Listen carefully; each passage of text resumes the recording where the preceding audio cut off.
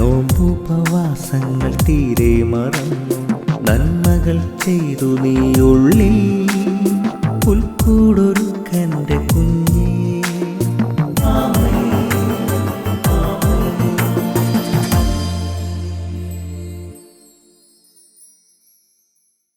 യേശുവിൻ്റെ ഏറ്റവും പ്രിയപ്പെട്ട കുഞ്ഞെ, 1 കൊറിന്തോസ് 2:14.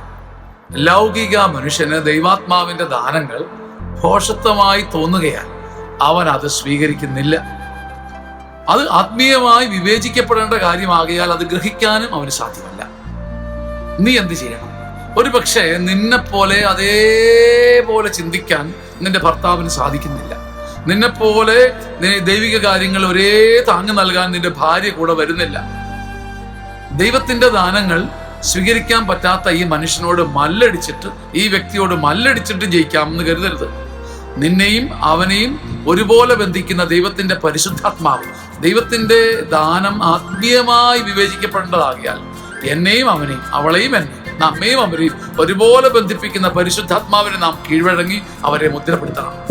ദൈവത്തിന്റെ ദാനങ്ങൾ ഭോഷത്വമായി ചിലർക്ക് തോന്നുമ്പം മല്ലടിക്കാതെ അവരെ ആത്മാവിൽ ചേർത്ത് നിർത്തുവാൻ ഇന്ന് നീ തീരുമാനിക്കണം. മല്ലടിക്കുകയല്ല, മനസ്സുകൊണ്ട് സ്നേഹിക്കുകയും മുദ്രപ്പെടുത്തുകയും ചെയ്യാൻ തളരാത്ത ഒരു പ്രാർത്ഥനാഭിഷേകം ലഭിക്കട്ടെ. ആമേൻ. ആമേൻ. ആമേൻ.